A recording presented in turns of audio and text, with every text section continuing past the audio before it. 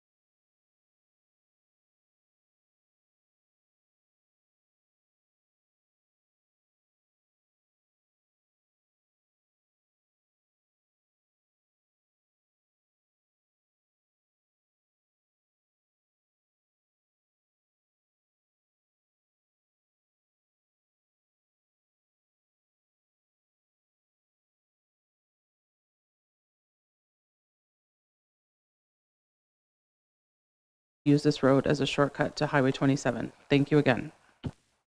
Thank you. Was that the only item? Thank you. Okay, colleagues, moving to adoption of the minutes. Recommendation that the minutes of November 26, 2024 meeting be adopted as printed. Mover and the seconder, please. Councillor Verkuyk, Councillor Vergini. Any questions or comments regarding the minutes? Okay, all in favor? Carried. Okay, correspondence. There is none. Okay, moving into the staff reports business 8.1, Bondhead Fire Station 2 project update FC 2025-1.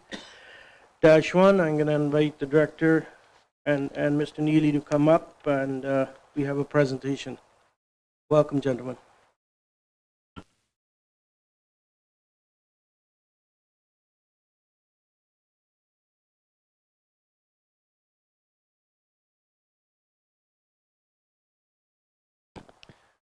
Evening, Chair, members of Council, Mayor. We're here in front of you tonight just to review the report that we put together. Just a few slides here to walk through the contents of the report and review some cost estimates, and we'll just jump to the next slide. We have a very preliminary process on our hands here. We just want to walk through the conceptual planning we have done to date, run through all the forecasted steps and milestones of the project itself, and the project being the Bondhead second fire hall and combined public works operation yard. We have a bit of a cost sharing breakdown as a result of the 3 project budgets we have established, and cost estimate for the project itself that you've seen in the report, and a few exterior renders just to put it by council and committee here for feedback. Right?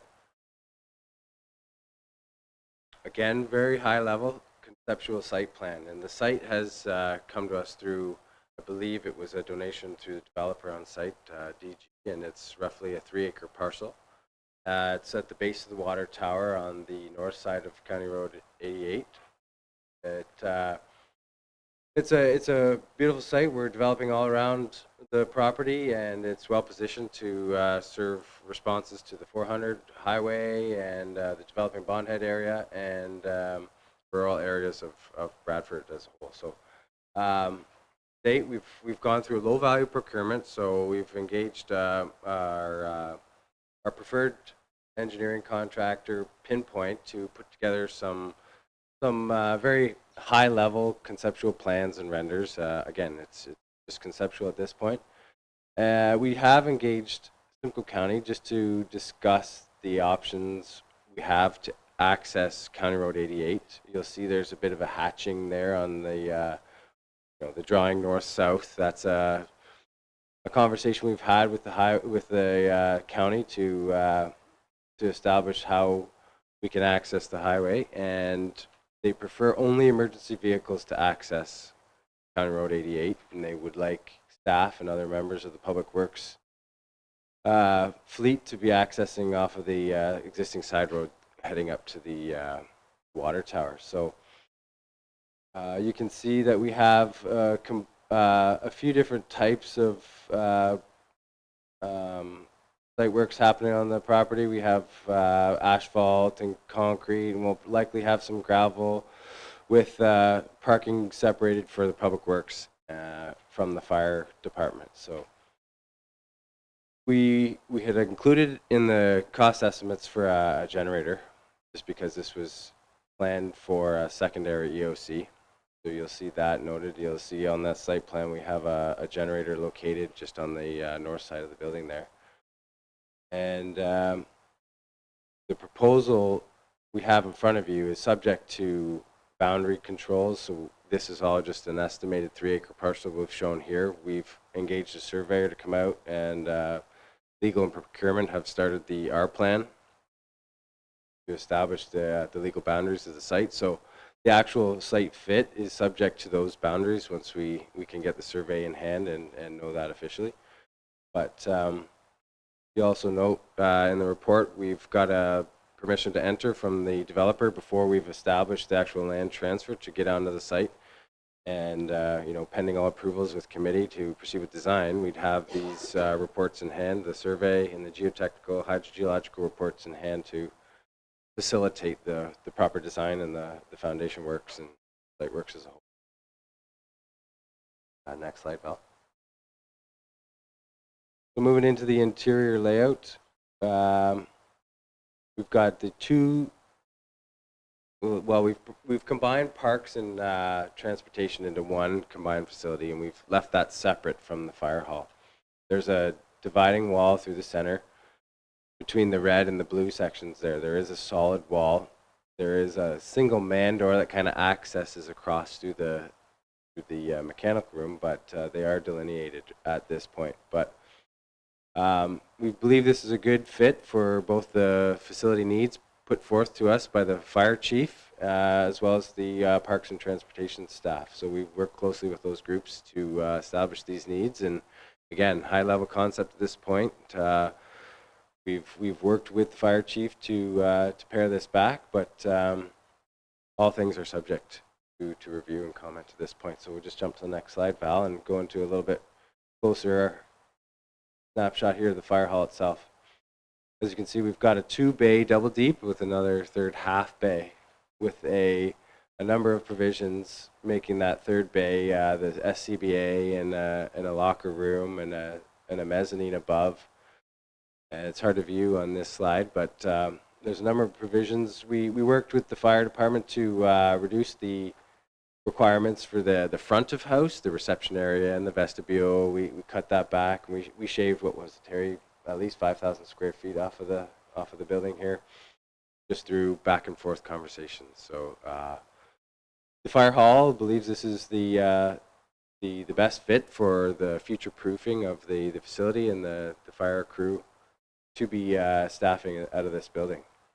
There's a workout facility. There's a kitchen that's typical. There's a male and female locker room, change rooms, dormitories, and there are contaminated and clean laundry rooms, along with IT rooms, radio rooms, and a number of other facilities. So happy to answer any questions on any of the programming in the building here, but we'll just keep. Okay, Councillor Verkuyk. Yeah, a couple of comments and a question. I see why you've separated the fire hall accommodations and everything from the town, because you put all that in between the two buildings, there would be they would have no windows. Like it'd be like a coffin in there. You'd have windows in the one end of the building and the other, and the noise factor, because you don't want to have the sleeping area as far away from the trucks as possible, whether it's the fire truck or the town trucks. So I do have a question about the training and EOC room. It's about 800 square feet, which is the size about half this room here, our standard school classroom. But if it's ever possible to use it as like a meeting room, or like a community access network meeting or anything like that, I see it could be pretty well isolated, but there's no washroom facility in the foyer. Would that be, is there any room to put a single handicap washroom in that area so that it could be, visitors could use a washroom? Thank you, Councillor Verkuyk. This was quite a detailed part of our conversations with the fire chief. Being that this is a secondary hall, we wanted to trim back as many amenities as you might find in the primary hall. So yes, as Mr. Neely mentioned earlier, we did have a bit of a front of house lobby area that had that kind of welcoming portion of what you would see at the primary hall. This hall may not see a lot of public flow into it, and I think that's the point of it. It's very much an operational building. We have those amenities at a different location. Where it comes to the large meeting room, we put titles to it, but we see this one space as possibly helping do a lot of things. It can be an area for training if they're going to be doing car exercises. It can be a flexible space for anything that transportation or fire may be doing out there. And that's kind of why it was retained. It was pared down a little bit because we wanted to understand what the purposes were. But we kind of came to an understanding on where it is. It could be, again, it could be trimmed, it could grow in size depending on what it needs. If council wishes it to be a public facility, that would have to be another conversation to see how the chief would want to program that, that facility as well. But those are the considerations on why we pull it out, being that the primary purpose of this hall was going to be really about municipal function opposed to bringing the public in, being that we had the other facility in town. Yeah, just a follow-up. Yeah, or comment. The only reason I'm asking is Bondhead does not have any handicap accessible space for the town to have a meeting with residents. At Sir William Osler School, they don't rent the building at night. So it would just be an idea to consider that. Because everyone in Bondhead will have to drive all the way to Bradford all the time for any kind of public meeting. Thank you, Councillor Verkuyk. That's a good point. Councillor Dykey? Yeah, that is a good point. I think, thanks, Councillor, for bringing that up. A few questions. Water and sewers to the site. Have you explored the possibility of sewers? Because I'm going to get that question once this goes public or in the paper. Residents are going to ask me about how's this property going to be served, because you know, there's some residents still waiting to look into a plan to get services in Bondhead. That's one question. Number two, looking at the building, is a good-looking architecture planned, good-looking, very good-looking building. And also a third item that I'd like to bring up, and this is more or less education to the public. When we look at all the subdivisions that are started and subdivisions are going to take place, I can't remember what the population, maybe James or Deputy Mayor, our mayor could tell us how many homes in total. I've seen a site plan of 800 units on the south side of 88, and I think there was another 600. I think the public would be nice to let the public know, to let them know how many actual homes there's going to take place in the years to come, and why this is such an important building, just for those existing residents and the future residents, just for education. Those are my 3 points. Thank you. To answer your question on servicing, we are planning on tapping off of the current main coming down from the tower as our water service, but our sanitary will be septic bed. That's what we're planning for now. We know that we don't have the pipes in the ground, but septic bed is actually a very efficient way to do things. For the use of that type of hall, it's going to be limited staff complement out there, so it won't be large.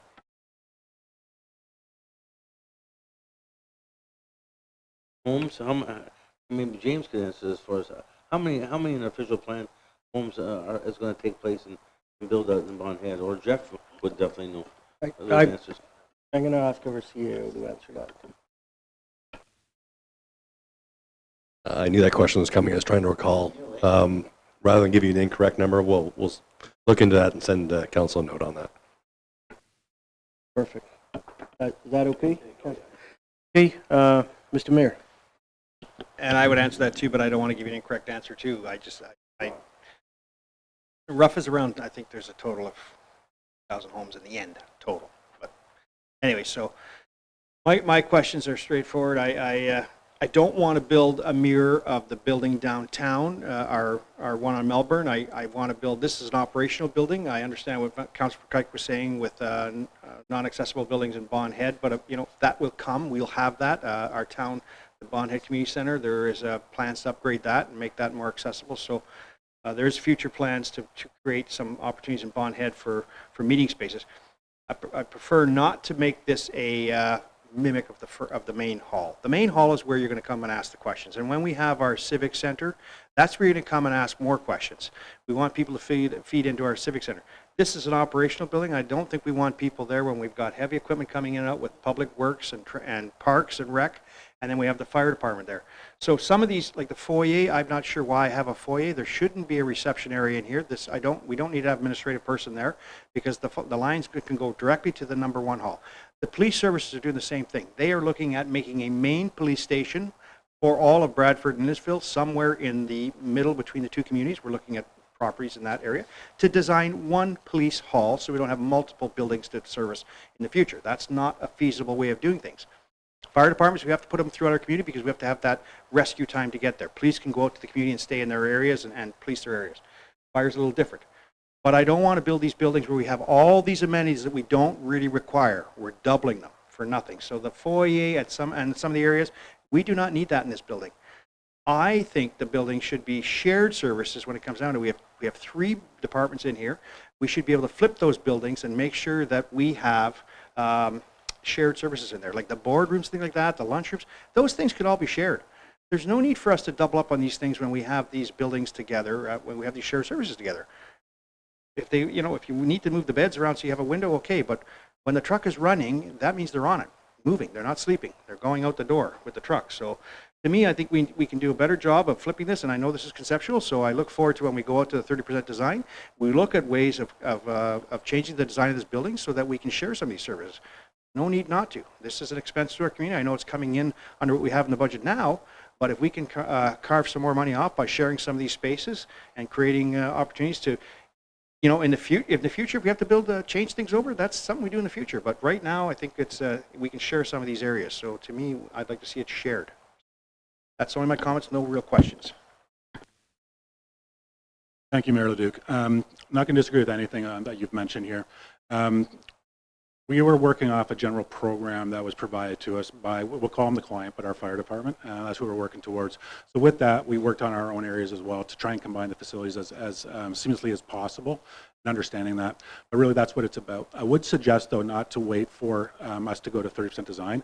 This is a good exercise now to trim it up before we go to 30% design, so we can have every party agreeing to what is going to be laid out before that debate starts. It could be a quick exercise to understand what the chief is willing to do, and so he can gain greater understanding what council's will is on this, and then we can go from there. But maybe come back with another quick presentation, just showing you some updates, and then we would want to proceed to 30% design. But now is the time to make those adjustments, and that's why we're kind of here. Okay, so my follow-up, if you don't mind. Then my suggestion is we go back to Chief and ask how we can move this around to make this a better facility so that we can share some of these areas. Okay, thank you. I'll just get you the answer. Our CA looked up, it's 4,400 people. So, okay, any other comments or questions? Councillor Scott?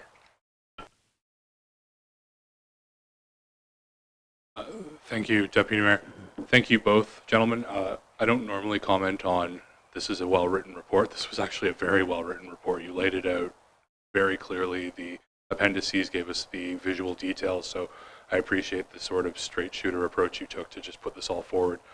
I also appreciate taking land that we got from the land swap from the developer, so the land is not costing our taxpayers, and trying to get 3 different departments served in one building is good bang for our buck.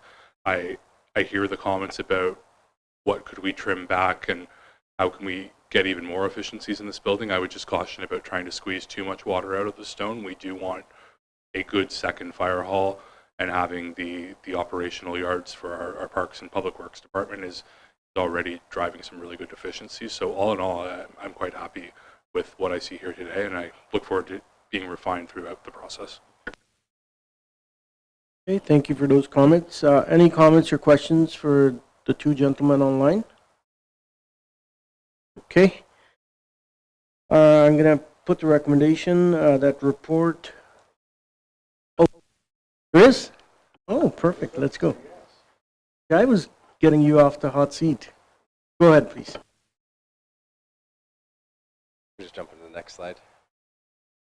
Here we have the Parks and Transportation end of the building. Kind of captured the comments of flipping everything and combining and sharing services, but we have lunchroom and meeting rooms doubled up here, and an office space, 2 office spaces, mechanical rooms, file storage, locker room and bathrooms.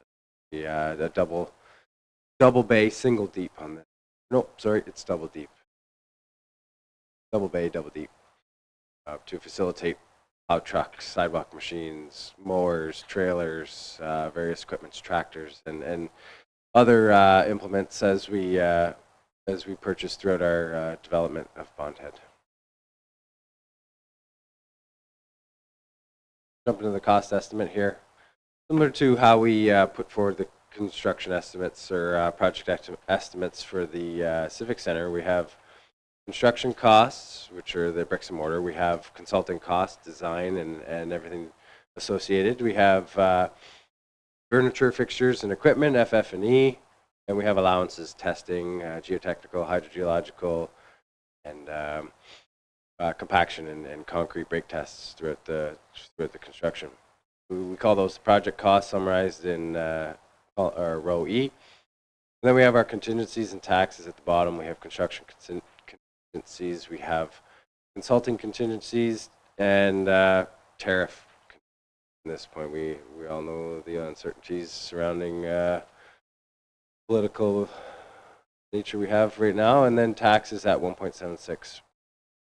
So all of those are summarized in row J, and a total cost estimate at the bottom we see at $16.1 million, equating to $941 a square foot for the total project cost. That's our cost estimate on this one. So we've had some conversations offline of the concerns of this being low in this climate we have right now. We had some conversations with New Tech, and their cost estimates, similar to ours, amounted to, I think it was $1,093 a square foot for total cost estimate, including contingencies and taxes. So this is the cost estimate we have, and we can pause here for some questions if you like, or jump right into the breakdown on the three budgets. Any questions or comments? Councilor Verkuyk. Just have more of a comment from the previous section. I just want to make sure we don't squeeze it down too much, that it doesn't work for the fire department. We need, if you want to have long-term employee retention, they have to have a proper facility to work in it. And that's, employee retention isn't just throwing salary at people. It's about making their workspace and their work environment safe and effective. And the last question, this is all being paid by growth, by development charges, correct? Well, yes, it's growth, but it's also a percentage of growth. So as you know, growth-related projects of this nature, transportation facilities, parks facilities, about 90% growth, 10% tax base is typically your growth calculation. Okay, I had Councillor Harper and then Councillor Ferragini.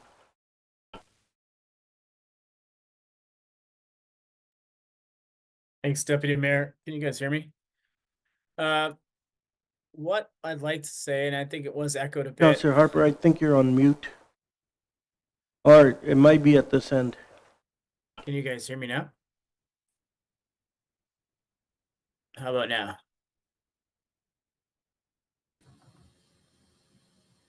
How about now? Can you hear me? I can hear you, Councilor Harper. I don't know what's going on with the room. Them? Yeah, they can't hear us. I'll just wait till they give us the all clear. I'm glad you can hear me. Maybe everyone else but online can hear us. It's okay, we have the best man on the job. He'll return your voice soon.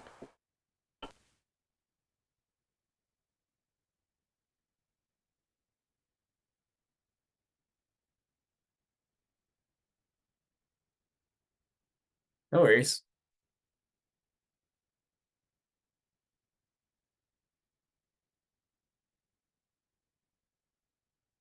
It says that you guys are muted. Huh.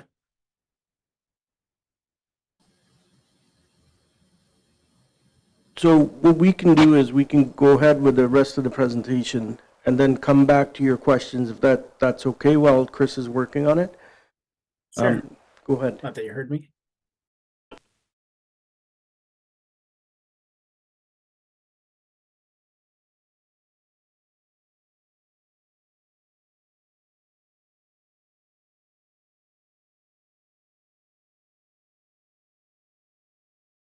I'd mentioned that there were three project budgets for this. There's an individual budget for the Parks Operations Yard, an individual budget for the Transportation Operations Yard, and the fire hall itself. You can see the breakdown here per square footage. All three budgets, as you see here, are within the allotted budgets approved or proposed. So the fire hall budget is proposed and approved for 2025's budget. but parks and transportation's budgets aren't proposed until 2026. So as part of this project, we would ask to either pull those budgets forward or go through the design process and see how costs return, then establish how to proceed. So just wanted to note that those parks and transportation budgets are for 2026 yet and not approved. But you can see, based on our square footage breakdown through the programming summarized from the Pinpoint engineering firm that had put together our renders and our site planning concepts, we've had a square footage breakdown here that have allowed us to understand how these costs will break out for the project. And this is just high level at this point. This is very rough. At the time of tender for request for proposal, we can have a design build team give us alternate prices or breakout prices that will truly break these costs down. So better. And as part of this, we have shared services, as mentioned in the report. We have a number of utilities. We have water, hydro, gas. We have the septic. We have a number of utilities that will be shared through these shared but broken down as part of these costs you see here. Next slide. We'll jump into the exterior renders. The concept we had put forth is just not a mimic, but it's modeled after the Station 1 to just keep the same aesthetic for the town's fire and emergency services. We've used, we call them turrets on either end, opposite ends of the building. They represent the hose tower that you might have on the main fire hall. And we've got the false peak in the center above the 3 fire bays there. It's just it's a false peak. It gives the appearance that it's a much bigger facade, but it's actually just a flat roof behind, and it just gives more texture to the building. So similar coloring of the brick and masonry bases give durability for assault and impact if need be, and really we can fit this out with more provisions as it might be reviewed with yourselves.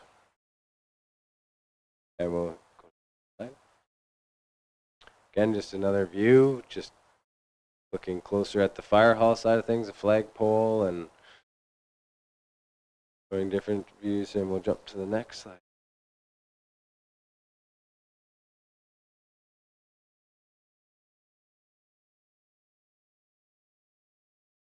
Again, you can see here the flat roof and the false parapet, giving the illusion of a nice big peak in front of the fire hall. All to be built with a flat roof, which is efficient to save costs. Okay, thank you. Are we good to go, Chris, or we can try? Councillor Harper? Testing. Can you hear me now? How about now? Now?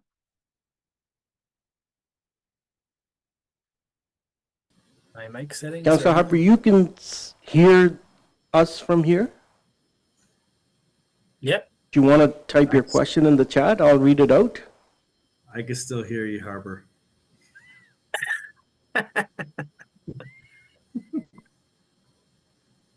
Just plug my mic in here. How about now? And now? You can still hear me, Peter? Yeah. There we go. How about now? Can we get that phone here, or?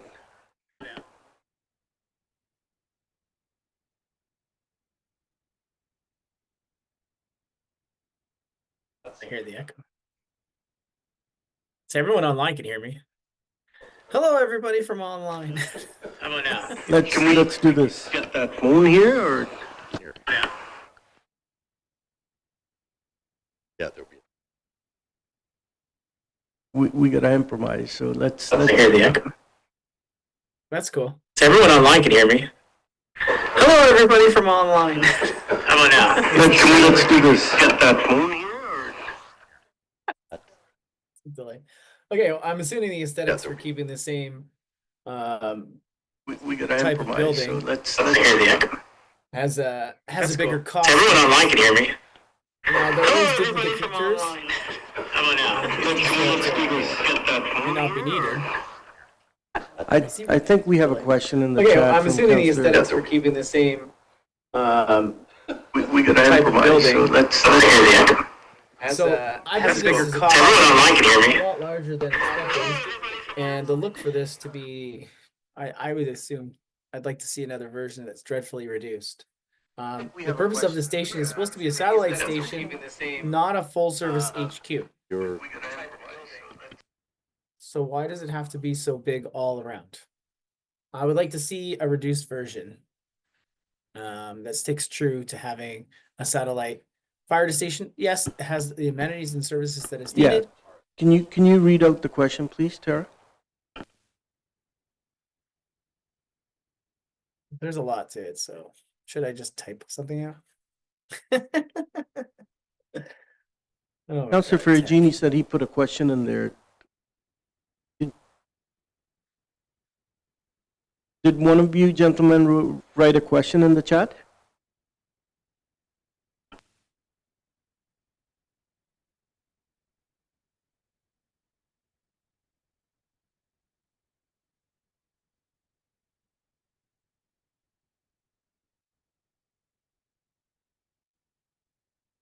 Well, while we're waiting, anyone else has any questions or comments? So what, yeah, go ahead, Councillor Dehaney. Thank you, Deputy Sandu. This question is, maybe Jeff can answer it. So you were talking about parks and transportation, it not being on the 2025 budget, and about the possibility of maybe pushing it forward. If we do push that forward, Jeff, how would that affect the budget that is already approved, and how would that affect the taxes? Yeah, so just to clarify that the 2025 budget approved by council, you'll recall, has a multi-year capital section to it or component to it. In that document, it did show budget for the two other facilities in 2026. So technically, so the identified budget has been presented to council, but then you approve the annual capital budget year by year. So in 25, actually I think it was in 23, the fire hall item first came up. So if council were to proceed with the full project, initiating this in 25, we would simply ask council's approval formally for the 26 items this year. The funding source, whether it's in 25 or 26, remains the same, and that will be through development charges and our capital expenditure reserve. So all this will be explained in further detail when we bring that report to council or to committee when the 30% design is complete and we have the updated cost estimates. Okay, are we, we're gonna try one more time. If not, then we're gonna, I have another suggestion. Okay, let's give it a shot, Councillor Harper. Can you hear me? How about now? Okay, so gentlemen, it's not working. I apologize for the inconvenience. It's what I'm going to suggest is if you have your questions, email it to the staff, copy members of the committee on this, and when the matter comes back at council in 2 weeks, if anything, that item can be pulled and discussed further. But right now, in keeping the time in mind, we can move forward. Do you have anything? Sorry. I have some comments in the chat from Councillor Ferragini. This is a pretty big building, almost the size of Station 1. I thought we would be looking at a reduced scale. Why didn't we share some of the facilities as the mayor had mentioned? How comfortable are you with the estimated numbers? I'm happy to see the estimated tariffs, which makes sense based on the fact that we don't know what might happen, but just making sure our numbers are as close as possible with the amount taxpayers have to pay. Go ahead, Director Foran. Thank you for the questions, Councillor Ferragini. We're following the process that we have followed on previous projects within our cost estimating. We've proven to be pretty accurate with this when we go out to tenders. Tender will dictate the inevitable price, but we're utilizing the best information that we have now.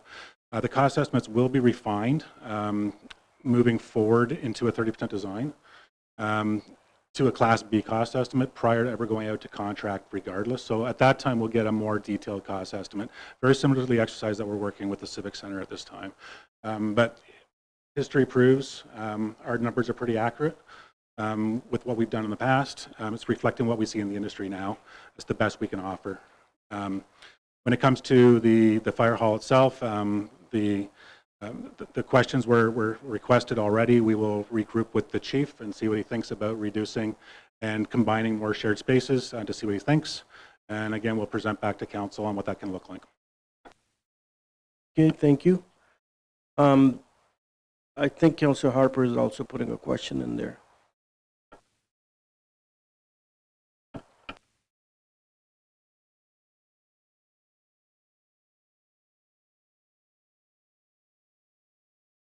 While we're waiting for that question, I really liked the report. It was very informative, lots of information in it. I hear the comments about, you know, making it smaller or whatnot. I would like to think for the future that growth is coming in that area, that it is, but what the mayor said and Councillor Ferragini said, along with some others, if there is opportunity to look at combining some office spaces or some other amenities, this is the time to do it, because we are one department. It's not like it's an outside entity department that we can't do that. Sometimes we have other departments in there that are out of our control or you know, just other government entity. This is our own departments. So if there is a opportunity, I would like to see that. I think we have the comments or question in there now. Go ahead, Ms. Reynolds.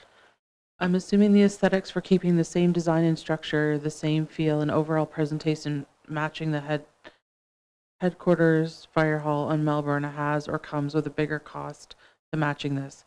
I would like to see this station meet its expectation of being a satellite station as was directed to council, was the understanding. Just because we have DC charges and capital expenses does not mean we blow our purse on this. Yes, this design to me seems to be a nice to have, but I would like to see a dreadfully reduced version of this render.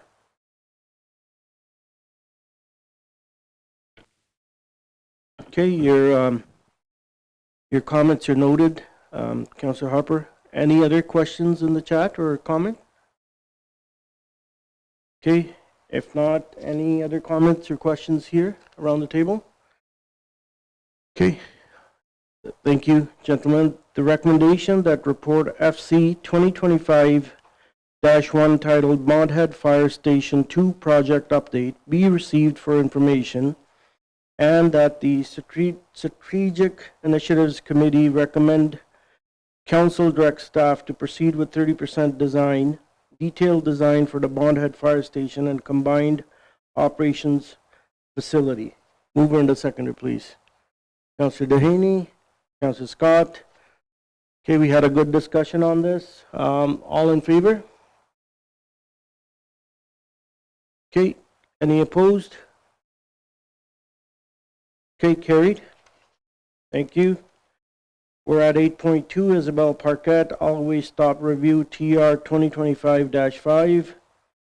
Recommendation that the report TR 2025-5 titled Isabel Parquet, Always Stop Review be received for information, and that the Initiatives Committee recommend council approve 2-level, 2-type D crosswalks at Isabella Park on Sundragon Trail at a cost of $6,000, and that the funding be allocated from the 2025 Community Safety and Traffic Congestion Budget. Mover and a seconder, please. Councillor Giordano, Councillor Scott. Any comments or questions? Councillor Giordano. Thanks. I think you knew that was coming anyways. Okay, so this is, I think, the third or fourth time we've discussed this now. So I'm excited that it's come back. Thank you very much, staff, for this. I'm going to be moving the suggestion to option B, which is the all-way stops at Wandering Glider Trail and Sundragon Trail plus, I think there's a spelling mistake here. So it's Wandering Glider and Citron Trail. The reason for it is when we were in our old traffic and safety committee, we discussed this several times. It came to council, and then I think last couple council meeting or I guess strategic project meetings, where we would call this new committee, we also had it and we're ready to go for it. But the reason why I threw it back to staff again was there was the option of doing 4 stop signs to mirror what is previously existing at the exact same park design, which is just south of that, and that has a one-way kind of configuration around it. So this park doesn't necessarily require the one-way feature because it's not closer to Holland Street, so it doesn't have as much traffic. So that one-way would probably be overkill with the 4-way stops. So I'm happy with solving the solution with the all-way stop. The 3-way stops as in lieu of the crosswalks. That would give all the kids a chance to cross into and out of the parks, including all the adults, people with strollers and everything else. There's about 3,500 people that access that park. It's, picture the golf course, right? That's a massive subdivision, and to have a park there with no implemented safety mitigation would be a shame. So now moving forward, we're addressing that with our developers, but this park and this area wasn't addressed, so I'm glad to do that. So I'm asking for everyone's support on that, please. Thank you, Councilor Giordano. So what you're saying is with this recommendation, instead of the way it's written is as if was option 1 with 6,000, you're putting option 2, selecting option 2, which is 10,000. Everything else in the recommendation stays the same, if I'm reading it right. Okay, any other comments or questions?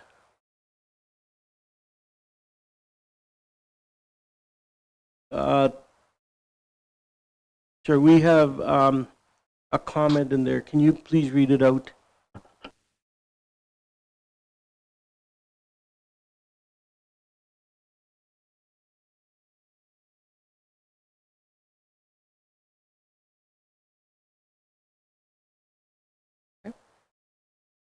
This stop sign needs to go forward. That supports option B. This report is very familiar with the past traffic committee, that the information that over 200 children an evening at this park due to the increased finished housing over the last couple of years. I'm very happy that this could be supported in stepping up for the safety of the neighborhood and the children in this area. Thank you. Thanks for those comments. So, just 1 second, Councilor Dike. So I have a amendment on the floor with option B with 10,000. Okay, if you're okay with it, we'll just say the original mover and the seconder will stay. Okay, so it's the option B with $10,000. Everything else is same. Councilor Dike. Yeah, I'm fine with that. There's no doubt in my mind. There's a lot of young families, very busy area, and there's a lot of traffic in that whole subdivision. And I like the fact that you're going to mirror the image from one park to another, and we have to have this area safeguarded. So I really don't have much to add to it, but I support the motion. Okay, thank you. Councilor Verkuyk. Yeah, I support it as well. It's a well-used park and lots of kids, and yeah. Okay. With that, then I'm going to ask all in favor. Sorry. There is, Sarah, can you please read the comments or a question that came last? Yes, for Councillor Ferragini, it's all perception. Residents who commute, drive by both parks wonder why their park is treated differently. I'm in favor with the stop sign implementation as opposed to the crosswalk. Okay, thank you. Any other comments or questions? Okay, all in favor? Any opposed? That's unanimous, actually. All right, thank you. Moving on, 8.3, roadway speed limit review, TR 2025-2. Recommendation that report TR 2025-2 titled Roadway Speed Limit Review be received. That the Strategic Initiatives Committee recommend Council approve the following roadway speed limit amendments 70 kilometers posted speed limit on line 3 between County Road 27 and Side Road 5. 80 kilometers an hour posted speed limit on Side Road 5 between 2170 Side Road 5 and Sterling Crescent. 60 kilometers an hour posted speed limit on line 10 between County Road 27 and Side Road 5, and that $1,000 from the 2025 Community Safety and Traffic Congestion Budget be allocated for required signage, and that council approve the necessary modification to Schedule D rate of speed of traffic bylaw 2014-91. I know Councillor Verkuyk might have amendment to this, but I'm going to ask for a mover and a seconder to put this on the floor first. Councillor Verkuyk and Councillor Scott. Go ahead, Councillor Verkuyk.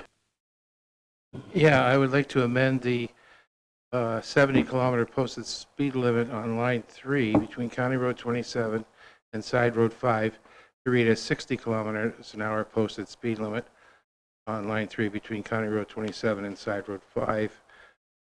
You've got most of the explanation in the open forum email. It's the highest of all the concessions in Ward 3. It's got the highest amount of homes by far, and of all those collector roads, it's the only one that say 80. Everything else is at 60 and 50. And I forgot to mention this earlier, or the other people, that there's also a fill operation going in there that has eventually will be 480,000 cubic meters of fill, which is 48,000 dump trucks, and they're only about 15 or 20% into that program. So there's still going to be 40,000 trucks going through there, and if you have a dump truck traveling at 90 kilometers an hour versus 70, it's going to preserve the road as well. Yeah, I just think it's the right thing to do. Okay, do we have a seconder for this amendment? Okay. Councillor Scott is seconding that amendment. Any other comments or questions? I know there's a question being typed from Councillor Ferragini in the chat. It might take about half an hour. Councillor Giordano, and then we'll move around the table. So to Councillor Verkuyk, that's a very good and compelling story on why we should be looking at this road. Again, it's not in my ward. I'm not really often on that road, but after you kind of made us aware, I actually took a drive out there, and it's very easy to go well over 80 kilometers in front of all those homes there. So I do support that. I think as Councillor Ferragini writes what he has to say, I think he has some really good ideas as well about the rural areas. And since you two are like the rural area specialist, I'll kind of sit back, wait for the email to come through, and see what else comes out of this. Okay, thank you for those comments. Mayor Leduc. Yeah, thank you, and I absolutely support the report for sure, and I support the amendment. I was wondering, though, if council would be open to looking at all of our roads, all of our rural roads, and basically setting some speed limits. So I was going to ask staff to report back to us on all of our our arterial roads and our collector roads and our local roads, and set speed limits. So, you know, within our community, a 40 speed limit within our communities, say a 50 on our collector roads and a 60 in our rural area, and make that a standard right throughout our community. I know, Councillor Virginia, I think you've talked about it, and I'm sure that's maybe what he's typing, and I wonder if that's something that this council would be open to. And it is our mandate, our number one thing is community safety, and setting our speed limits throughout our whole community at that rates will definitely help us when it comes to these speeding problems. So just wondered if that's what council would look to see if staff come back with a report. I don't think it's a major change. I don't think there's a major cost, so we asked staff to report back on the cost of all that, and we can do that. So that's where I'm going with that. So but I do support the report as it is tonight. So Okay, thank you. Sir, do you have comments or questions? Okay, go ahead, please. Okay, so comments from Councillor Ferragini. Thanks for the report. I'm happy to see that the recommendation for line 10 is to be reduced to 60. The residents have been asking for this for a while. It just makes sense with the sightline issues and it being a gravel road. Although I understand the reasoning that line 3 was only suggested to drop to 70, I feel like this area should also be dropped to 60 with the amount of homes that are located there. In the rural areas of town, the constant complaint is speeding and how the posted speed limits are too high in areas that have homes. I tend to agree with these comments. Our speed limits are all over the map because of different reasons, changing them here and there based on previous councils, residents in the area, studies, etc., etc. I would like to propose a fresh start where every road is treated equally within our municipality. This way it is not confusing for commuters, residents, enforcement, and we could potentially clean up our bylaws. All urban streets are 40 kilometers. I believe they already are.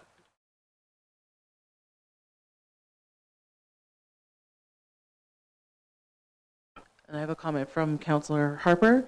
We already had this looked at by and passed by the traffic committee. This report already has been generated. With regards to the mayor's ask, there was an abundance of areas that need to be addressed that a static speed zone would need to be looked at by area or by section. Okay, thank you. Any other comments or questions? Go ahead, Councillor Jordan. Yeah, so I'm glad the mayor got to basically reiterate what Councillor Ferragini and I and other members that were talking about was kind of a standard for rural areas and everything else, because we have them kind of for, within town, but not really outside of town. So I think that's what Councillor Ferragini was getting to. I don't think his whole email got there. I think some of it was cut out. But yeah, I support that idea. I think it makes sense for us to look at it. I still want to go ahead with the amendment right now for 60 kilometers. Because again, after driving that area and seeing it, it's definitely needed and warranted. And from there we can look at, I don't know how long this will take, but I'm interested in seeing how we progress from those, I guess the revised report when it comes back from the staff. Thank you, Councillor Giordano. I was going to suggest that we have a duly moved and seconded recommendation on the floor. We deal with this, like you said. We can have what's being suggested at the next committee meeting agenda, if that staff feels that's enough time for them to gather that information. If not, whenever they can gather it, then bring it back for this committee to decide on. Councillor Scott, you had your hand up. I agree with the desire to standardize rural roads. I particularly call out the fact that the SWAR goes from 60 to 50 to 60 to 70 to 80 in 2 kilometers. The only caution note I'd have is we're looking under a rock and we have to be prepared to deal with the consequences. There will be some streets that staff recommend increase in speed and there will be pushback against that, and possibly vice versa. But I do agree with doing the exercise and looking at this, because in a perfect world we'd have pretty standardized speeds for similar rural lines. Okay, thank you. Any other questions or comments about the report that's in front of us? Okay, all in favor of the amendment that's before us? Okay. Any opposed? Carried. Thank you. Do I, Madam Clerk, do I need to do the main motion, or this was, okay? Would you guys like me to read the whole motion, or is it just as amended? And we have the same mover and the seconder as it was agreed by them. So all in favor of the amended? Sure. So with the main motion, I guess we already amended it. I was going to say, can we add that and staff go back and prepare a standard? So they'll just bring it to the next one. We're confident that that's okay for this committee. That's how we did the other reports, and we're going to follow the same process. Okay, as amended, and all in favor, if I can have the show of hands again, please. Okay, carried. Thank you. All right, 8.4, Community Safety Zones, Simcoe Road and Marshview. We have, this is something that you brought up, Councillor Scott. You want to open it, and then we have a recommendation that you would like to put forward. I will actually be very brief. Councillor Harper had a really good suggestion to make parks into community safety zones. I agreed with that suggestion, but we forgot the biggest park in town, and I would like to add it to the list, please. That park being 125 Simcoe Road area. That, can we have that recommendation up on the board, please? Or screen?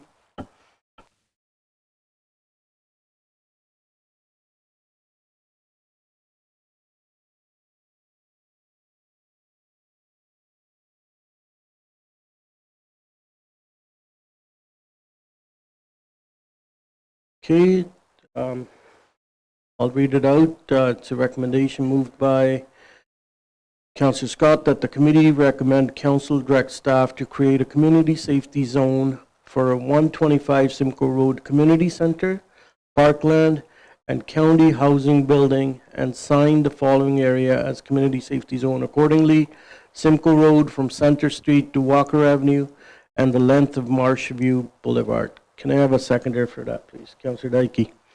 Okay, any comments or questions? Very simple, straightforward. All in favor? Any opposed? None, carried. Thank you. This is the fastest I've seen we move through a report. Yes? Okay, 8.5.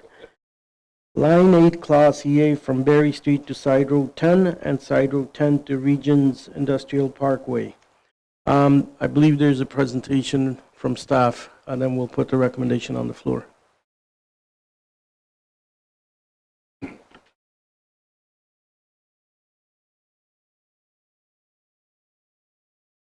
Welcome, Mr. Letarius, and our director. Floor is all yours, gentlemen.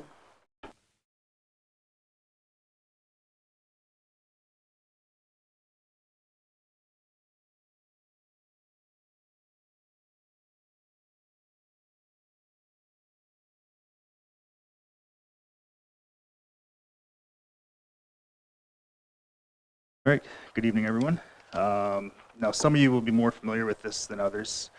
This is the Line 8 EA, so it stretches essentially from the Reagents all the way to Berry Street.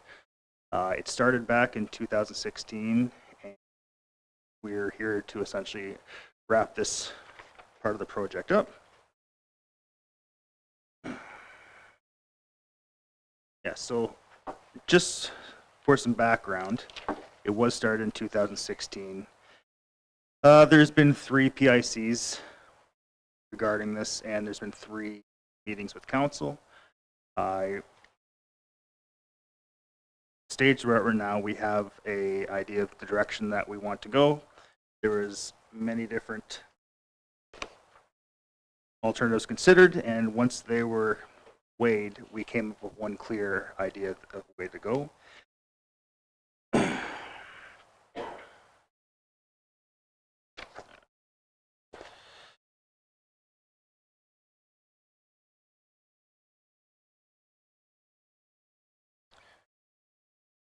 So in 2016 to 2020, the Class EA was started. There was a presentation in February of 2020, and then due to COVID, this was put on hold. And we are back now.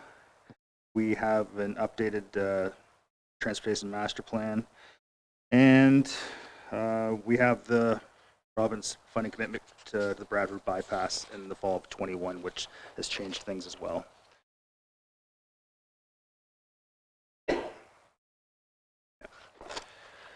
So from the PICs, there were a few things that came up, and we feel like we addressed them all. The main points were the need to deal with the increased traffic volumes and congestion, the need to correct drainage and deficiencies, the need for active transportation facilities, and the need for pedestrian crossing safeties, as well as the need to eliminate impacts to private property.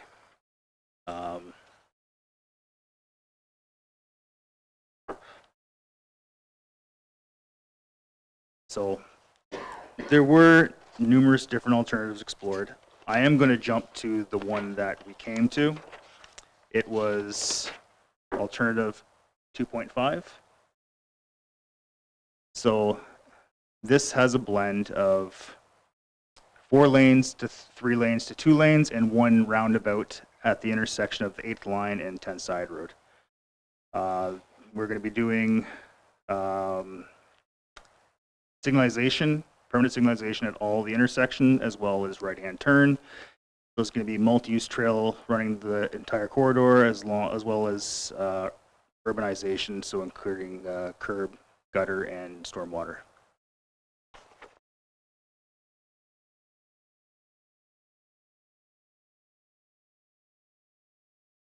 So as it stands right now, we have one more PIC to hold. We're planning on holding this on the 24th of February. 25th of February. Now that is just for the notification of the status of the revised preferred design. We had an internal discussion. We came up with all the stakeholders. We will be speaking with you to make sure that we have everyone involved because this is a fairly large project. And once we have this completed, we will be looking at doing our 30-day review and posting this. Then we can close it out, and then we can go detailed design and come up with a closer construction estimate.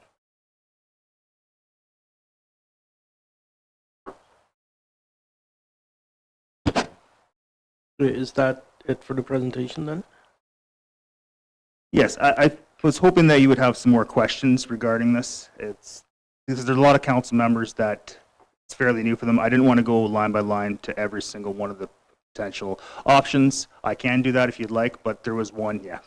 No, I don't think we need that because I know around this table and the gentlemen that are on the online, they read this thoroughly and there was already some questions that were emailed out when this agenda was released. So we will get right into questions and comments. Councillor Giordano and then Councillor Verkuyk, and then I have Councillor Harper. Okay, thanks. So, can't remember which meetings, the previous council or committee meetings that we had that we dealt with this. Was it in the strategic projects or was this in traffic and safety? All I remember is that we had the idea where we passed the concept of resurfacing or rebuilding 8th line.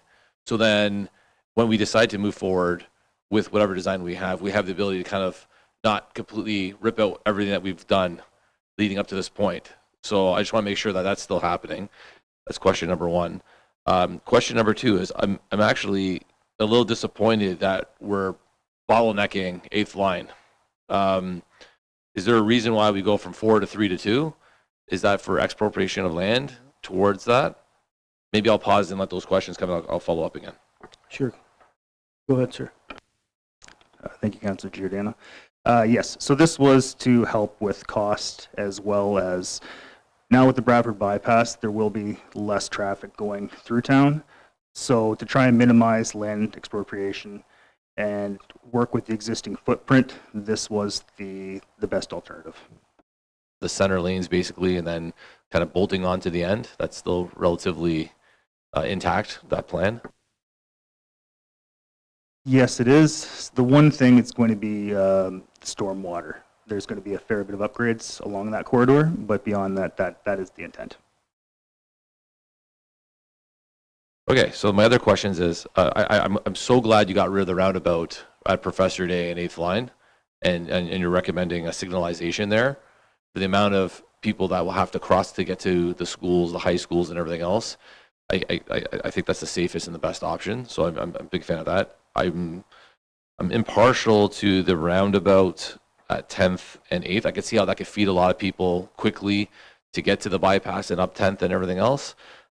Yet I see, living in a subdivision that has majority of all the roundabouts in town, most people don't know how to use them. So therefore, we'll wait and see how that kind of pans out. I would actually like to, I'll listen to everybody else's comments, but I'd like to add a motion for us to look at an opportunity to look at a 4-lane design with expropriation to see what those costs are. I feel like every single municipality always goes back and people always complain saying, oh, I wish you would have done this. I wish you would have done that. You know, I was living at Major Mac and Weston Road when they completely widened it. And it was about 10 years of hell living through that. But it should have been done before they built all the homes. And we're only going to be building more and more in and around the area. So it's like we should look at maybe addressing that and seeing what the costs are to maybe make a forward-thinking decision as opposed to, well, let's just squeeze the best we can get out of it right now for the lowest cost, and then in the future we got to deal with it again. So that's something I'd be interested in doing. Okay, thank you. Thanks for those comments and questions. I have Councillor Vakait, Councillor Harper, then Councillor Ferragini. Okay. Yeah, I would like to echo that to see what a 4-lane would cost. Newmarket built Davis Drive about 60 years ago with 4 lanes, and they thought it would be enough to handle their traffic forever. And then it became a big bottleneck. They built Green Lane with 2 lanes. Well, it was a dirt road. They paved it 2 lanes. It didn't take them too long that they had to go to 4 lanes. Look at all the roads in most towns that get to 50. We're going to get to 88. They have 4-lane arterial roads. Now, I understand the cost, so I'd like to see what the cost is. It's not, the one thing is, if people get bottlenecked on the arterial roads, they'll go back into the subdivisions, take shortcuts. And that's where you get, that's the whole traffic safety. So if we're talking our strategic #1 goal is traffic safety, but something I think we should at least sticker shock us with the cost, and we'll see. But at least let us make that decision. Traffic signals okay, so the roundabout, I'm a bit concerned that there'll be a lot of people in active transportation, bikes, or that want to go to Henderson Park. You've got 50,000 people in the urban core all going up to Henderson Park, and we want them to walk or take the bike, and they got to go through that roundabout. And I don't know, I go through that, one of the south end, the 6th line in Middletown, and I wouldn't want my kids walking through that roundabout. So you'd have to all of a sudden put crosswalks and stoplights for the kids to cross the street. Plus, we might have a hospital back there. I'm not in favor of the roundabout there. I don't mind roundabouts out in the country somewhere where there's no pedestrians, or the little ones in the subdivisions. The other thing is, and we also have the Eldon there. So one of the things we want to do is make it so they can get around. I'm a bit concerned about a traffic light at Northgate. I'm not sure if we're planning on making that a through road. I know there was some talk about making one of those roads a through road, but we're going to have 3 traffic lights back to back to back. And the only way I can agree to that is, can we get these lights coordinated? So we're not sitting there stopped at Professor Day, and then stopped at Noble, and then stopped at Northgate, and then stopped at the Ferry Street. I mean, it's going to take forever to get across. And again, people are going to start going through our subdivisions. Okay, thank you. Councillor Harper.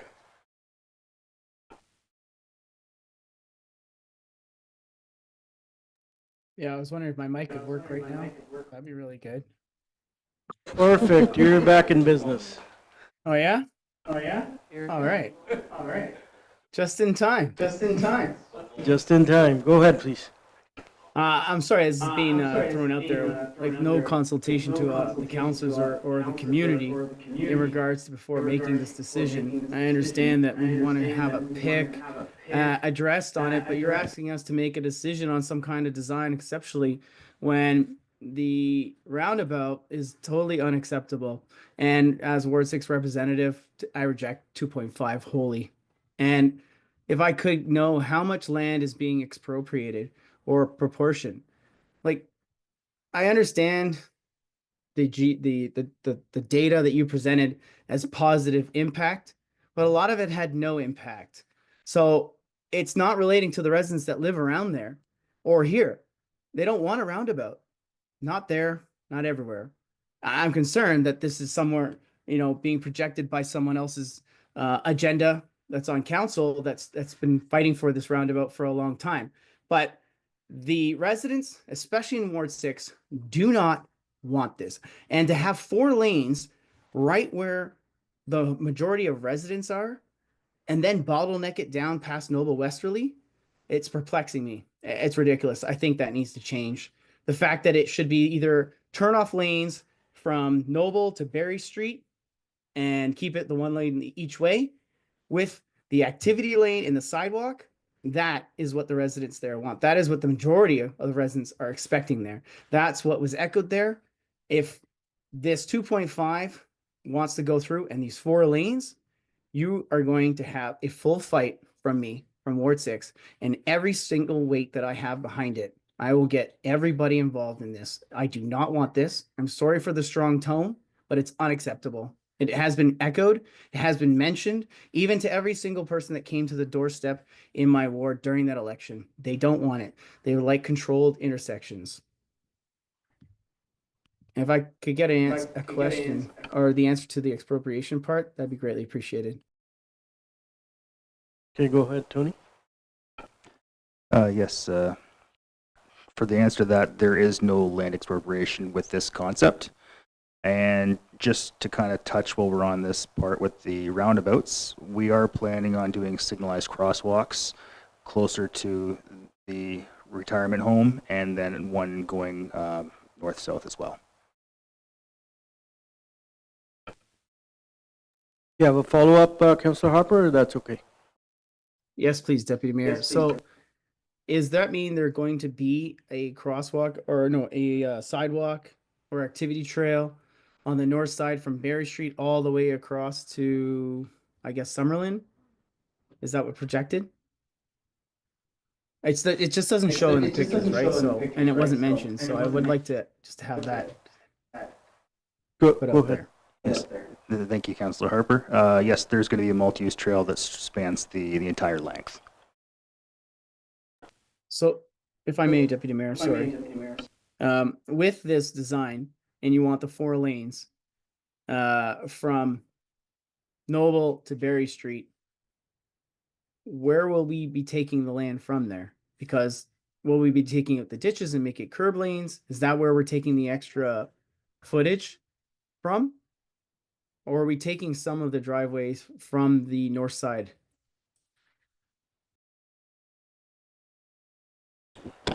Go ahead, David. Thank you, Councillor Harper. When we say 4 lanes, physically it's 4 lanes, but it's not 4 through lanes. 2 of those 4 lanes are actually left turn eastbound to northbound turn lanes off of Line 8 to northbound County Road 4, with 1 straight through right eastbound and 1 straight through westbound through the intersection of Berry Street. So that's what the 4 lanes actually is. It's not 2 lanes in each direction full bore. So that tapers down as you go west to a 3-lane cross section as you get closer to Noble, and then once you get past Professor Day Drive, that actually becomes a 2-lane, 1 in each direction. Each intersection will have the appropriate turn lanes to accommodate the turning vehicles to prevent backups of traffic on the actual through lanes, leading to the roundabout at the very west end. Thank you for that clarification. Are you good, Councillor Harper? Yeah, no further comments at this time. Thank you. Okay, thank you. Councillor Ferragini.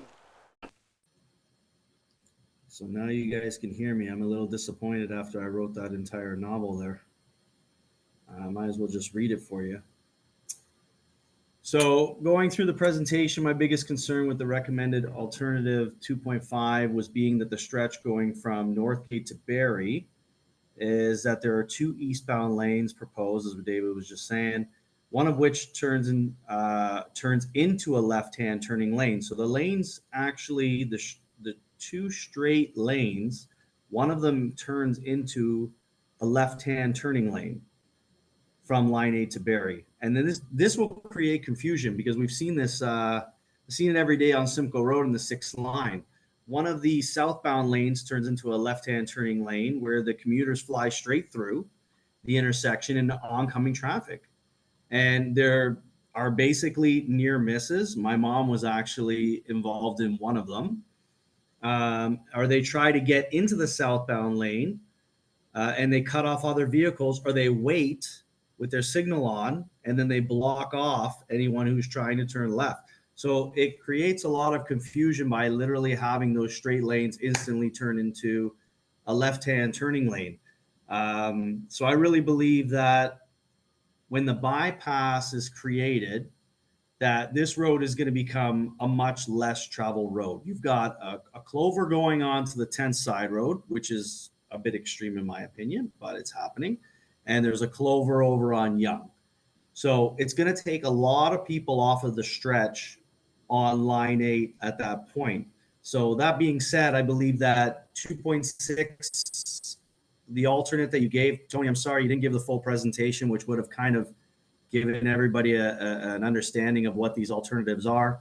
But the 2.6 is a better alternative in my mind, especially when CPA 5 is actually completed, because then there's the next stage of where Professor Day is supposed to come out to Yonge Street, which will also create another alternative road. So I feel that it's a bit overkill. We don't need to do it. I think that it's a safer design if we go with the 2.6, 2.7 approach, because you're not going to have that confusion of the straight turning in the left turn lane. And then also speaking with some of the residents in the area, they're more in favor of having the sidewalk, but not a multi-use trail.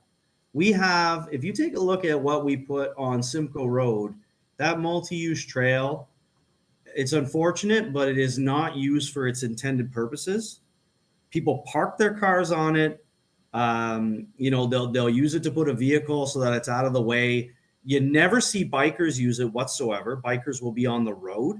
I'm more inclined to have a less wide sidewalk and then have lines down the street with a bike lane painted on it, because they'll actually use the road. They will not touch the multi-use trail. So I'm not in favor of the multi-use trail approach. I would be more in favor of just having a sidewalk approach. And I'm looking forward to what will happen in our next public information session when you start that up. So those are my comments so far. Thank you. Thank you, Councillor Virginie. Just to go over 2.5 for the benefit of the public that didn't see the slides.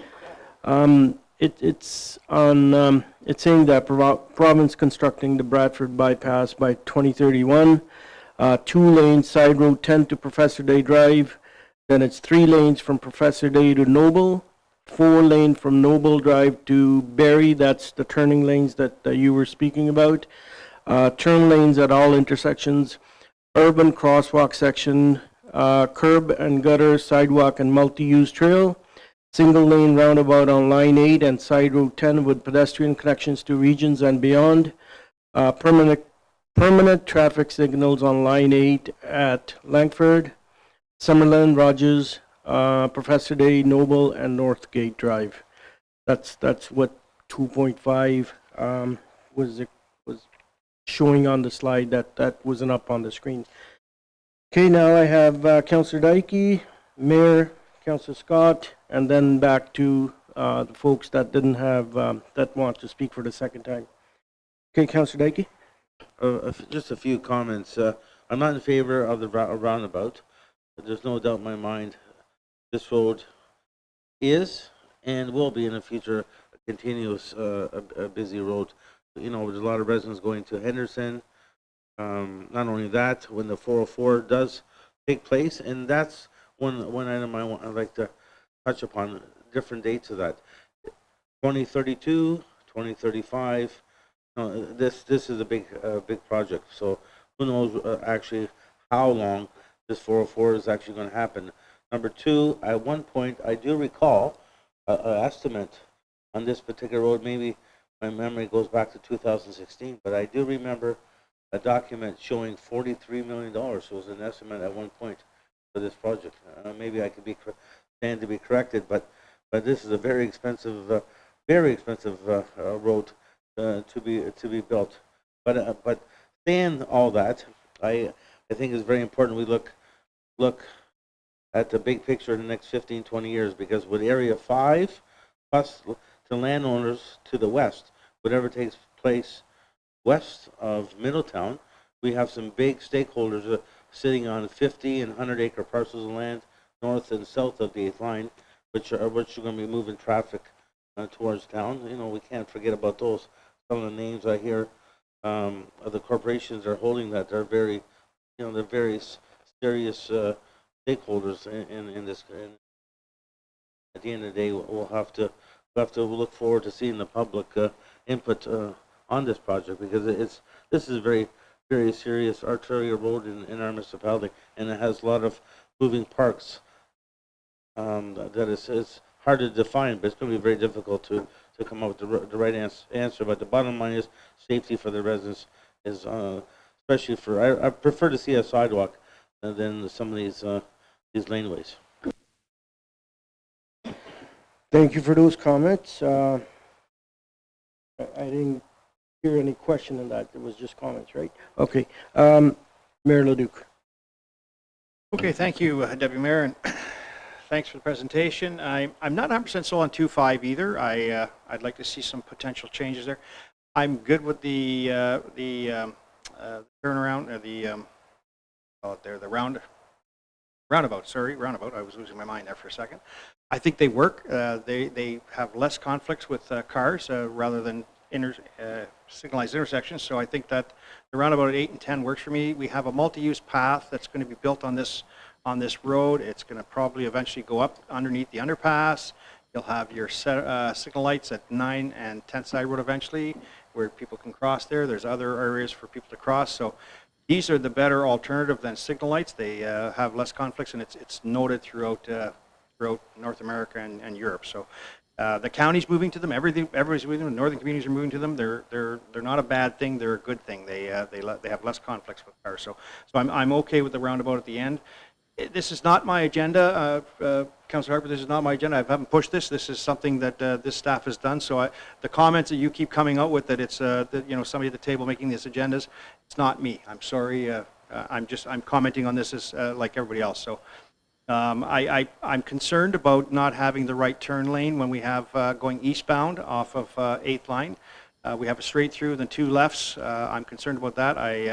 I think, and I understand you've done it so that we're not expropriating land, which is a cost savings, where the cost of this project is estimated at $32 million. It was escalating in cost for many years, so I understand the concept and why they've done this. I look forward to the PIC to see what we get out of that, where we come to this. I'm not going to endorse any alternative. I think the alternative, you have to take it to the PIC and maybe let people to have a little idea, because it's been a long time since we have had this back in front of us. But 2.5 has some good stuff too, don't get me wrong, and I think it's something that you'll hear from some residents that they might like. I'm not really concerned about the 4.32. I think in the end, maybe when we get down, when you go 4.3, I maybe would like to see 3 all the way through to the roundabout, so we have a turning lane in the center for traffic. I think this road is going to be used a little bit larger than we think in the future. As we build more housing, I think there's going to be much more traffic on it. And the idea, and I agree with Councillor Verkuyk, if we congest people on this road, we're going to have in our neighborhoods, and we don't want that.